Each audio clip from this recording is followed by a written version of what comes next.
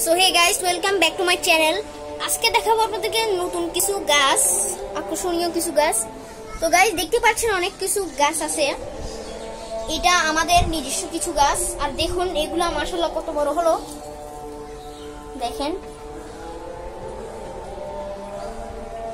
কতগুলা গাছ। এখানে প্রায় আমি কালকে দেখলাম 30টা গাইস, বড় বড় 30টা হয়েছে। দেখুন মাশাআল্লাহ মাশাআল্লাহ মরিচ গাছটা কত নাইস, দেখতে পাচ্ছেন এই যে।